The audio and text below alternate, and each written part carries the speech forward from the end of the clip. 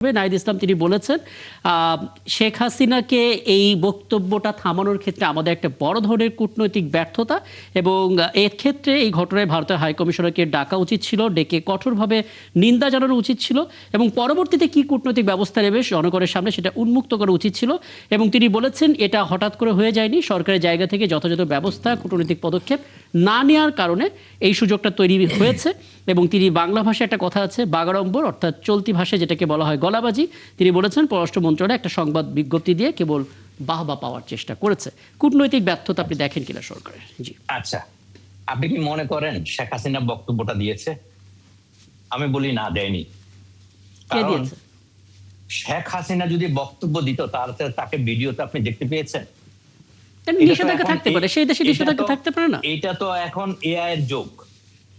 আপনার কণ্ঠ নকল করে বক্তব্য সাজিয়ে দেওয়া যায়, যার কারণে ভারতের পররাষ্ট্র মন্ত্রণালয়ের মুখপাত্র রণধীর জয় সাওয়াল কিন্তু বলেছে, তারা অস্বীকার করেছে যে আমরা এই ব্যাপারে কিছু জানি না। হ্যাঁ, এটা শেখ হাসিনা বা আওয়ামী লীগের একটা স্ট্যান্ডবাজি। হ্যাঁ, তারা এই ধরনের একটা স্ট্যান্ডবাজি করে খেলে দেখতেছে যে আমরা কতটুকু করতে পারি। বা শেখ হাসিনা বক্তব্য দিচ্ছে, এটা আমি বিশ্বাস করি না। আমি মনে করি এটা এআই এরই একটা পার্ট।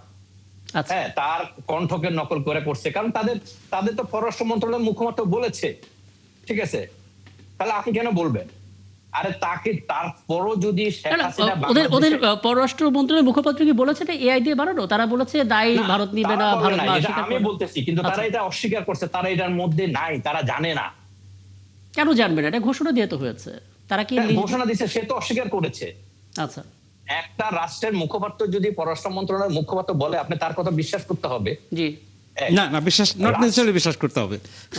রাষ্ট্র অস্বীকার করতেছে, এক মিনিট, আপনি রাষ্ট্র অস্বীকার করতেছে, আমি বিশ্বাস করতে হবে বলি না, কিন্তু আমি বিশ্বাস করব রাষ্ট্রের মুখপাত্রের কথা বিশ্বাস করব, ঠিক আছে? তো আমরা এর আগে অনেক দেখেছি এআইয়ের মাধ্যমে কণ্ঠ নকল করে অনেকে বক্তব্য দিতে, অনেকে এভাবে ফাঁসায় দেওয়া।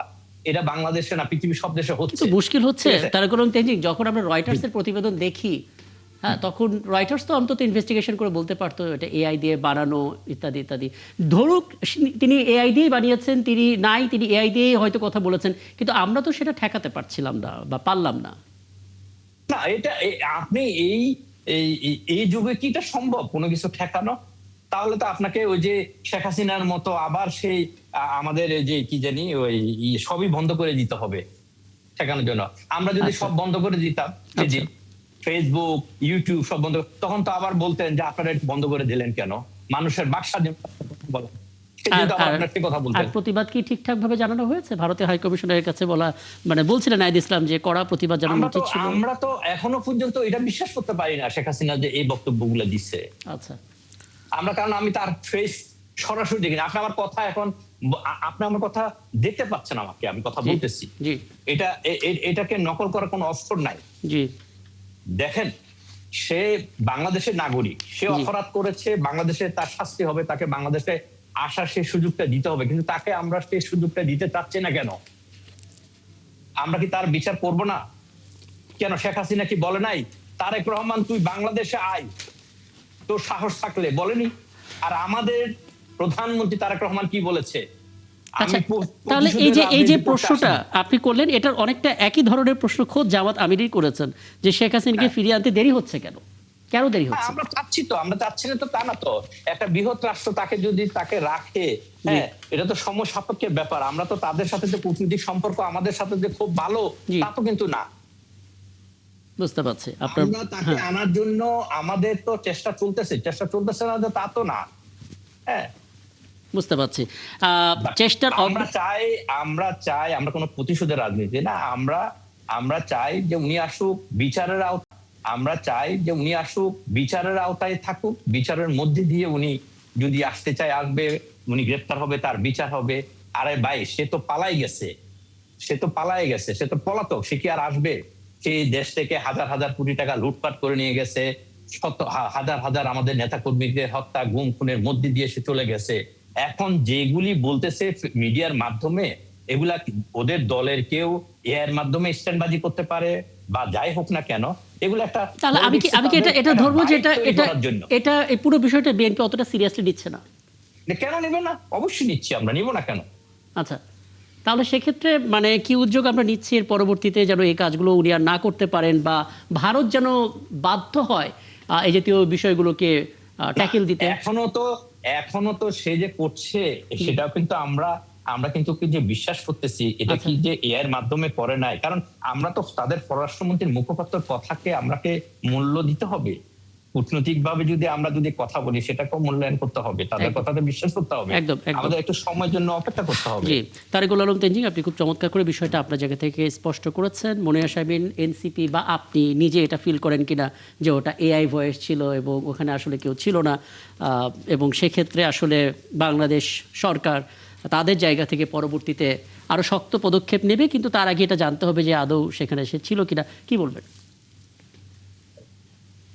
দেখেন, এটার ফ্যাক্ট চেকিং এর জন্য তো আসলে আলাদা প্রতিষ্ঠান আছে, তারা এটা ভালো বলতে পারবে যে উনি আসলে ছিলেন কি ছিলেন না। এখন আমরা যখন আলোচনাটা করব তখন আমাদের এটা ধরে নিয়ে কথা বলতে হবে যে উনি ছিলেন। হ্যাঁ, এখন এই জায়গা থেকে আমি যদি বলি যে জনাব নাহিদ ইসলাম, এনসিপির আহ্বায়ক এবং মাননীয় বিরোধী দলীয় হুইপ, উনি যেভাবে করে বলেছেন এটা খুবই স্বাভাবিক, মানে, এবং এটার সাথে আমি একমত এই কারণেই যে দেখেন, শেখ হাসিনা কি এই প্রথমবার বক্তব্য দিচ্ছে না তো, বেশ অনেকদিন ধরেই সে বিভিন্ন ভাবে অনলাইনে মিটিং করে, তারপরে আসবো ডিসেম্বরে, আসবো অমুক দিন, আসবো তমুক দিন, আসবো, এই ধরনের কিন্তু কথাবার্তা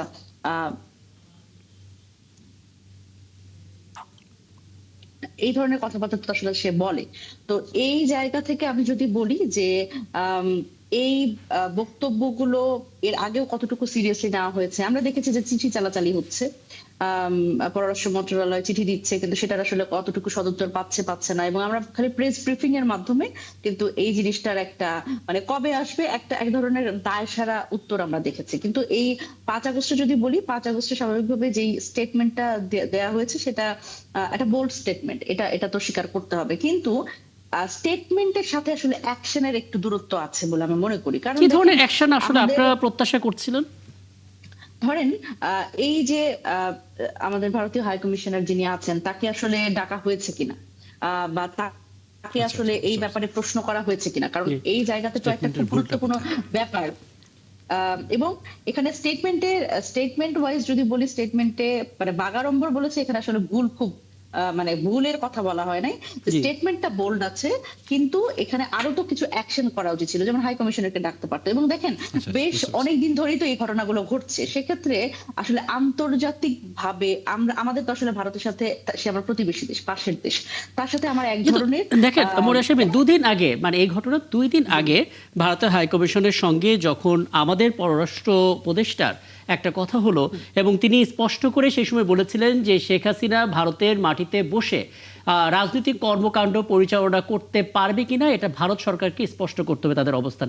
তখনই তো একটা বোল্ড স্টেটমেন্ট সে ডেকেই হাই কমিশনারকে জানিয়ে দিয়েছে, পরবর্তীতে আর কি করতে পারতো? আচ্ছা, আপনি বলেন যে, কিন্তু আলটিমেটলি তো আমার এটার কোনো রেসপন্স আপনি পেয়েছেন কিনা? রেসপন্স আমরা পাইনি। এখন একটু আগে এটা জনাব তেনজিং বললেন যে আমরা আসলে সম্পর্কটা তো নষ্টই করে ফেলেছিলাম, সেই জায়গা থেকে কিছুটা ভালোর দিকে আসছে, যে কারণে আলোচনার সুযোগটা হচ্ছে।